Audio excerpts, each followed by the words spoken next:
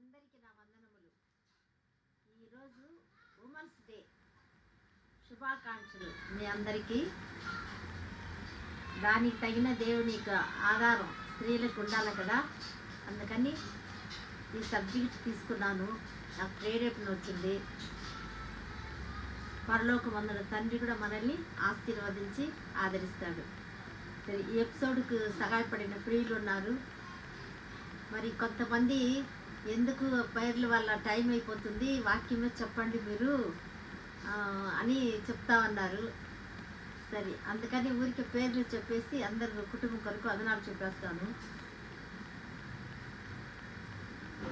సరళాబాయి గారు, పీటర్ నా పాస్టర్ గారు, వాళ్ళ కుటుంబం 3 పిల్లలు, వాళ్ళ కుటుంబం అంతటికీ దేవుని దీవెనలు, నాకు నిండు హృదయ వందనాలు చెల్లించుకుంటున్నాను.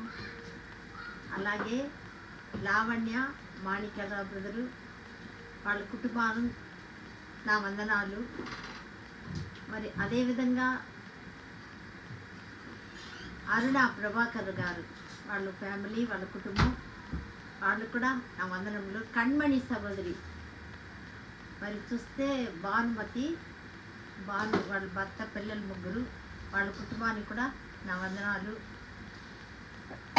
సుచిత్ర రీగల్ గారు, సుజీ, సంధ్య, వాళ్ళ కుటుంబం, డేవిడ్ బ్రదర్, వాళ్ళ కుటుంబం కూడా నా నిండు వందనాలు చెల్లించుకుంటున్నాను. వాక్యానికి వెళ్దాము.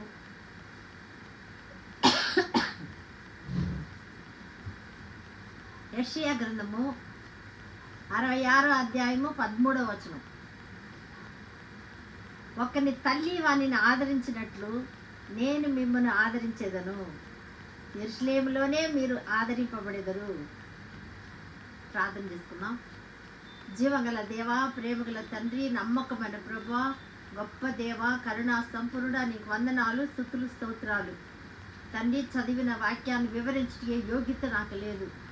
మీరే వచ్చి మాట్లాడండి. నువ్వు గొప్ప దేవుడివి, అద్భుతకరుడివి, పరిశుద్ధాత్మ తండ్రి, మీరు వచ్చి మాట్లాడి మీ నామానికి మహిమ తెచ్చుకోమని, విను వారికి మేలు కలిగినట్లు ప్రభా, పాన్స చేసి కుటుంబానికి కూడా దీవెనకరంగా ఉన్నట్లు సహాయం చేయమని, మీ నామానికే మహిమ, ఘనత, ప్రభావాలు పొందుకోమని, మా రక్షకుడని యేసుక్రీస్తు ఘనమైన నామంలో, శక్తిగల నామంలో స్తుతిస్తూ సహాయం కోరి అతి వినయంతో వేడుకుంటున్నాం పరలోకమందున మా తండ్రి, ఆమేన్.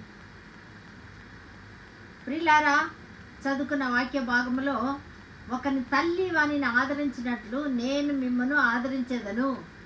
దేవుడు ఎంత గొప్పోడు కదా. మరి తల్లి మరచినా నేను ఈయన మరువను అని యెషయా 49 అధ్యాయం 15వ వచనంలో రాయబడింది. మరి దేవుడు తల్లిని ఎందుకు ప్రత్యేకంగా మరి ఎన్నుకున్నాడంటే, నిజంగా తల్లి యొక్క గర్భ వేదన, ప్రసవ వేదన కదా, మరి తల్లికున్న ప్రేమ పాలిచ్చి పెంచుతుంది కదా, ఆ అభిమాన ప్రేమ ఎక్కువగా ఉంటుంది. తండ్రి కంటే తల్లికి ఎక్కువ ఉంటుంది. తండ్రి కూడా లేదని చెప్పడం లేదు, కానీ దేవుని యొక్క ఉద్దేశం తల్లి మరచినా నేను ఈయన మరువను అంటే తల్లికి ఎక్కువ ప్రేమ ఉంది పిల్లల మీద అని దేవుడు తెలియపరుస్తున్నాడు. అందుకే ఒకని తల్లి వానిని ఆదరించినట్లు నేను మిమ్మల్ని ఆదరించేదను. తల్లి బాగలేకపోయినా ఏం చేస్తుంది, పక్కనే ఉండాలా అని ఏడిస్తే బిడ్డకు పక్కనే ఉండాలని కోరుకుంటుంది కదా. మరి అంతేకాదు, తల్లి యొక్క ప్రేమ ఏమంటే, నా పిల్లలు గొప్పవాళ్ళు కావాలి, మంచిగా ఉండాలి, చాలా మరి దేవుడు ఎక్కువగా ప్రేమిస్తే తల్లి ప్రేమ ఎక్కువగా అనుకుంటే మన అలాగ పోల్చాడు తల్లితో. కానీ తల్లి యొక్క అభిమానం, ప్రేమ, బిడ్డ ఏడ్చినా కూడా మరి చాలా ఏడుస్తుంది. బిడ్డలకి ఏదైనా కలిగినా కూడా భారంతో వేదన పడుతుంది. అందుకని మరి దేవుడు తల్లిని తండ్రిని సన్మానించండి అన్నాడు. వాళ్ళు దీర్ఘాయుషవంతులుగా ఉంటారని పిల్లలకు చెప్పాడు.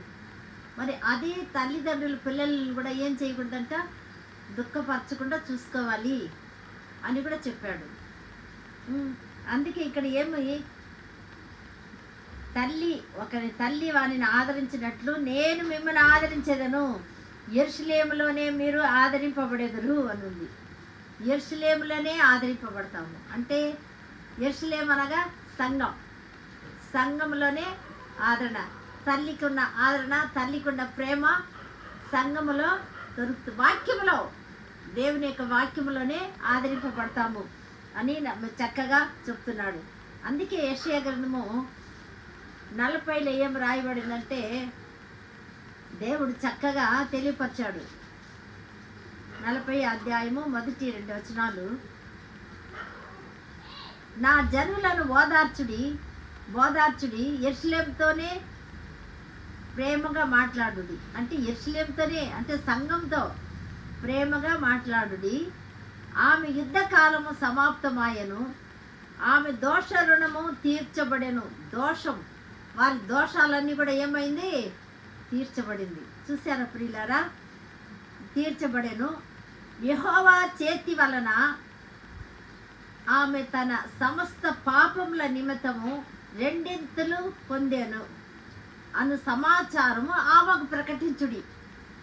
అంటే దేవుడు ఎంత శుభవార్త ఇక్కడ పెట్టాడు కదా సంఘానికి, వధువుకి. ఆ దోషమంతా సమాప్తం అయిపోయింది, దోష రుణము తీర్చబడింది. ఇప్పుడు ఏం చెప్పాడంటే యెహోవా చేతిలో, దేవుని చేతిలోనే, ఎందుకంటే గాయం పొందారు అక్కడ సిలువలో కనుక చేతి వలన ఆమె తన సమస్త పాపముల నిమిత్తం రెండెంతలు పొందెను అని ఆ సమాచారం చెప్పండి. ఆమె యుద్ధకాలం సమాప్తమైనది అని కూడా దేవుడు తెలియపరుస్తున్నాడు ప్రియులారా. అందుకే తల్లిలాగా ఆదరించే దేవుడు ఉన్నాడు. ఒకవేళ తల్లి చూడలేదేమో, ఏమి ఇలాగా తల్లి ప్రేమ గురించి వర్ణిస్తుందంటే, ఒకవేళ నీ పిల్లలు చేసే శ్రేష్ఠులకు తల్లి చూడకపోవచ్చు. మరి చిన్నప్పుడు ఎంత ప్రేమగా పెంచితే పెద్ద అయితే తల్లిని చూడరు కదా. చాలామంది చూస్తూ ఉన్నాను నేను అప్పుడప్పుడు వృద్ధాప ఆశ్రయం కూడా వెళ్తూ ఉంటాను. అక్కడ నిజంగానే ఎంత భయంకరం అంటే తల్లిని ఉన్నప్పుడే, పిల్లలు ఉన్నప్పుడే సరిగ్గా చూడలేకవా ఆ తల్లులు వచ్చి చేరి ఉండారు. అలాంటి అనాథాశ్రమాలు ప్రియులారా. అని అదేవిధంగా పిల్లల్ని వదిలి ఉంటే, పిల్లలు వదిలే వాళ్ళు కూడా ఉన్నారు, లేదని చెప్పటం లేదు. కానీ తల్లి యొక్క ప్రేమ మనం ఇక్కడ చూస్తున్నాము. అయితే దేవుడు మనల్ని ఏం చేస్తాడు? సమస్త పాపముల నిమిత్తము రెండింతలు పొందాను. ఆ సమాచారం చెప్పండి, సంఘానికి చెప్పండి, స్త్రీలకు చెప్పండి అని దేవుడు ఇక్కడ మనకు తెలియపరుస్తున్నాడు. ఇంకా 41:10 చూస్తే, నేను చెప్పి ఉన్నాను, నీకు తోడై ఉన్నాను, భయపడకము, నేను దేవుడై ఉన్నాను. అంటే నీకు దేవుడే తల్లి కదా, తల్లిలాగా ఆదరిస్తానన్నాడు. తల్లి స్థానంలో దేవుడే మనకు. కొంతమంది తల్లి లేని పిల్లలు కూడా ఉన్నారు కదా, కానీ వారికి దేవుడే తల్లిగా ఆదరిస్తాడు. వాళ్ళకే కాదు, ఎవరైతే కన్నీరు పెట్టి దుఃఖపడి తండ్రి లేకుండా ఎలాంటి స్థితిలో ఉన్నా కూడా దేవుడే తల్లిగా తండ్రిగా ఉండి ఆదరించి ఓదార్స్తాడు. ప్రియులారా, దిగులు పడకము, నేను నిన్ను బలపరుస్తాను, నీకు సహాయం చేయవాడిని కూడా నేనే. ఆమేన్, దేవునికి స్తోత్రం. అవును ప్రియులారా, సహాయపడేది కూడా దేవుడే. దిగులు పడద్దు అని మాట చేత పలికి దిగులు లేకుండా చేసే శక్తివంతుడు, ప్రేమాస్వరూపుడు, సమర్థుడు ఆయన. అలా ఉంది. నీతి అను నా దక్షిణ హస్తముతో నిన్ను ఆదుకొందును. ఆదుకొని ఆదరించే దేవుడుగా మనం ఇక్కడ చూస్తున్నాం. ఆదుకొని ఆదరించే దేవుడు ప్రియులారా. కనుక ఎంత చక్కగా చూడండి, నేను దిగులు పడద్దు, భయపడద్దు, నేనే సహాయం చేస్తాను, నేనే ఆదుకుంటాను. అది ఎలాంట? నా దక్షిణ హస్తముతో నిన్ను ఆదుకుంటాను. నేను ఆదుకునే దేవుడు, ఆదరించే దేవుడు, ఓదార్చే దేవుడు. ఓదార్చుడి అని దేవుడు చక్కగా మనకు తెలియపరుస్తున్నాడు ఇక్కడ. మరి ఇంకా 12 అధ్యాయంలో మనం చూసినట్లయితే అక్కడ కూడా చక్కగా రాయబడింది. 12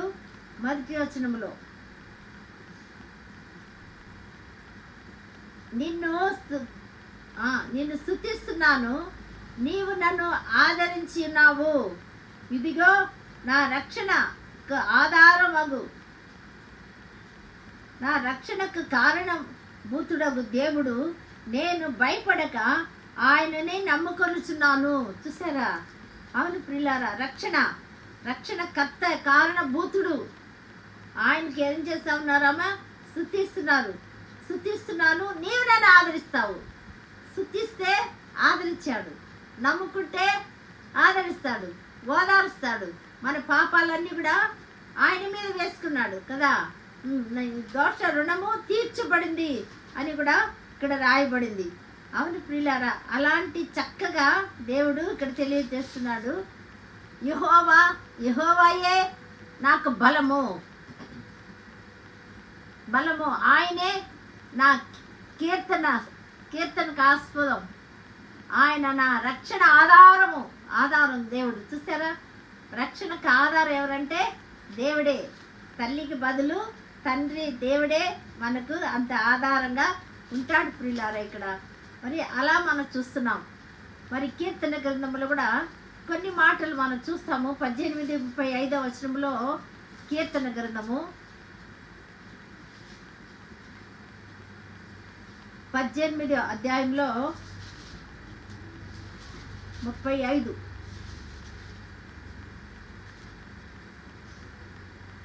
నా రక్షణకు కేడమైన నీవు నన్ను ఆదరించుచున్నావు, నీ కుడి చెయ్యి నన్ను ఆదుకొనను. అబ్బా, రక్షణకు ఆధారమగు దేవుడే కదా. మరి ఆ రక్షణకు ఆధారమగు దేవుడే ఇక్కడ ఏం చేస్తాడు? నీ కుడి చెయ్యి నన్ను ఆదుకొనును అని దావీదు సెలవిస్తున్నాడు. దావీదే ప్రియులారా, శత్రువుల నుంచి విడిపించి ఆదుకునే దేవుడు.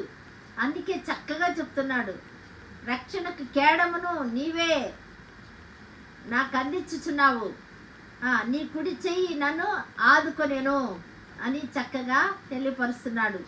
మరి 20వ అధ్యాయంలో 20లో 1-2 వచనాలు. ఆపత్కాలమందు యెహోవా ఉత్తరమిచ్చునుగాక, యాకోబు దేవుని నామము నిన్ను ఉద్ధరించునుగాక. ఆపత్కాలంలో యెహోవా ఉత్తరమిస్తాడు ప్రియులారా. మనకు ఆపత్తులో అయ్యా యేసయ్యా అంటే చాలు కదా. కష్టాల్లో బాధల్లో ఉన్నప్పుడు ఆపత్కాలంలో మనం ఆయన ఉత్తరం ఇస్తాడు. పరిశుద్ధ స్థలంలో నుండి ఆయన నీకు సహాయం చేయును. పరిశుద్ధ స్థలంలో దేవుడు పరిశుద్ధుడు కదా, పరిశుద్ధుని యొద్ద నుండి సహాయం వస్తుంది. సియోనులో నుండి నిన్ను ఆదుకొనును. చూసారా? దేవుని సన్నిధిలోనే ఆదరణ, దేవుని దగ్గరే ఆదరణ దొరుకును. మరి ఆదరించే దేవుడు, ఓదార్చే దేవుడు ప్రియులారా మనకు. అలాంటి గొప్ప దేవుడు మనం చూస్తున్నాము. మరి 41 దాకా మనం చదువుకున్నాం కదా. కీర్తన 41లో చూస్తాము, 3వ అధ్యాయం 41:3. ఒక్కొక్క వచనాలు మనం ధ్యానిస్తుంటే చాలా ఆనందంగా, ఆదరణగా, ఓదార్పుగా ఉంటుంది ప్రియులారా మనకు.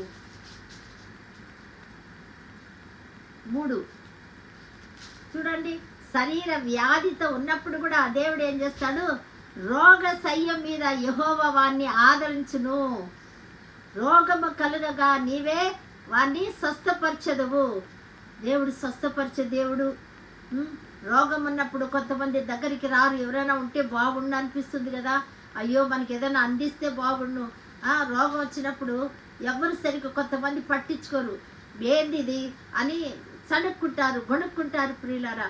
అయితే ఇక్కడ మనం చూస్తే రోగ మీద ఉంటే కూడా యెహోవా ఆదరించెను అని రాయబడింది. 41 కీర్తనలో 3వ వచనంలో. కనుక ఆయన రోగం వచ్చినా కూడా మనకేం చేస్తాడు? ఆదుకునే దేవుడు ఉన్నాడు. రోగంతో ఉన్నారా, వేదనతో ఉన్నారా, పడకలో ఉన్నారా, ఎవరు చూడలేక ఉన్నారా, ఎవరు సహాయం లేకుండా ఉన్నారా ప్రియులారా, కానీ ఆయన ఆదరించే దేవుడుగా మనం చూస్తున్నాం. మరి 48వ అధ్యాయంలో కూడా 10వ వచనంలో ఒక మాట ఉంది. దేవా, నీ నామం ఎంతో గొప్పదో, నీ కీర్తియు బూది గంతముల వరకు అంత గొప్పది. నీ కుడి చెయ్యి నీతితో నిండి ఉన్నది. చూసారా? దేవుడు కుడి చేతి నీతితో నిండి ఉంది. కనుక నీతి మంతుడి యొక్క హస్తము నీతిగా చెప్పినట్టే చేస్తాడు, మాట తప్పడు ప్రియులారా. కనుక ఏ స్థితిలో ఉన్నా ఒంటరిగా ఉన్నా, ఆపదలో ఉన్నా, బాధల్లో ఉన్నా, రోగంతో ఉన్నా దేవుడు ఆదుకునే దేవుడు. నీ కన్నీరు తుడిచే దేవుడు, కన్నీరు నాట్యంగా మార్చే దేవుడు ప్రియులారా. కనుక దేవాది దేవుడు మనల్ని తప్పకుండా, ఆయన గొప్ప దేవుడు. అవును, బూది గంతముల వరకు అంత గొప్ప దేవుడుగా మనం ఇక్కడ చూస్తున్నాం. అందుకే కుడి చేతితో నీతితో నిండి ఉన్నది. మరి అంత గొప్ప దేవుడు 119లో కూడా ఒక వాక్యం ఉంది, రాయబడింది, 76వ వచనం. నీ సేవకునికి నీవిచ్చిన మాట చొప్పున నీ కృప నన్ను ఆదరించునుగాక. కృప, దేవుని కృప ఆదరిస్తుంది. దేవుని కృప లేకపోతే ఈరోజు సజీవులకు మనం ఉండలేము కదా. కనుక ఆయన కృప ఆదరిస్తుంది. ఎందుకు మనల్ని ఈ లోకములో ఆదరించి, బలపరిచి, ఓదార్చి నడిపిస్తూ ఉన్నాడు ప్రియులారా. మరి అలా చూస్తుంటే మనము నిజంగానే ఎందుకొరకు అని మనం చూస్తే యెషయా 35వ అధ్యాయంలో 9వ వచనంలో మంచి మాటలు ఉన్నాయి. అందుకొరకే ఆదరించుకుంటున్నాడు ఈ లోకంలో నుంచి. 9, అక్కడ సింహం ఉండదు, క్రూర జంతువులు దానికి ఎక్కవు, అవి అక్కడ కనపడవు, విమోచింపబడిన వారే అక్కడ నడుచెదరు. విమోచింప, దోషము నుండి, పాపము నుండి యేసు సిలువ రక్తముతో చేత విమోచింపబడిన వారు మనము. అందుకే యాకోబు, నువ్వు భయపడకు, నేను నిన్ను విమోచించున్నాను, నీవు నా సొత్తు అని యెషయా 43వ అధ్యాయం 1వ వచనంలో చెప్పి ఉన్నాడు. కనుక ప్రియులారా, యెహోవా విమోచించిన వారు పాటలు పాడుచు తిరిగి సియోనుకు వచ్చేదరు. ఆమేన్. యెరూషలేములో లోకం భూమి మీద ఉండి సియోనుకు వచ్చేదరు. ఇందుకే ఆయన ఆదుకొని ఆదరిస్తూ ఉంటాడు నా పిల్లల్ని. వారి తలల మీద నిత్య ఆనందం ఉండును. హల్లెలూయా, స్తోత్రం. నిత్య ఆనందం ఉండును. వారు ఆనందం సంతోషములు గలవారై వచ్చేదరు. దుఃఖమును నిట్టూర్పును ఎగిరిపోవును. ఇది ప్రియులారా, దీని కొరకే మన నిత్య రాజ్యంలో చేరుటికే, నిత్య ఆనందం పొందుటికే, నిత్య సంతోషంగా దేవుని స్తుతించుటికే దేవుడు ఈ భూమి మీద వచ్చే శ్రమలకు, వేదనకు, బాధలకు, రోగానికి దేవుడు ఆదుకొని ఆదరిస్తూ ఉన్నారు. అందుకే ప్రియులారా, ఆదుకునేది, ఆదరిస్తున్నది. మరి ఆయన ఆదరించి ఆదుకోకపోతే, లాలించకపోతే, తల్లిలాగా కనిపాప వల్ల చూడకపోతే తప్పకుండా మనం ఈ యొక్క నిత్య ఆనందం పొందలేము, నిత్య రాజ్యం చేరలేము, నిత్య సంతోషం పొందలేము. మధ్యలోనే అరణ్యములు ఇశ్రాయేలు జనాలు ఎలా రాలిపోయినారో అలాగ రాలిపోతూ ఉంటాము, నశించిపోతుంటాము. ఇది ఈ లోకం ఒక దుష్టు చేతిలో ఉంది. ఇది ఒక అరణ్యమే. కనుక చాలా మంది కనులు ఇంకా తెరవలేదు. మన కనులు దేవుడు మనోనేతలు తెరిచి ఉన్నాడు ఆయన రక్తం ద్వారా. కనుక ప్రియులారా, మనం ఆనందిస్తున్నాం.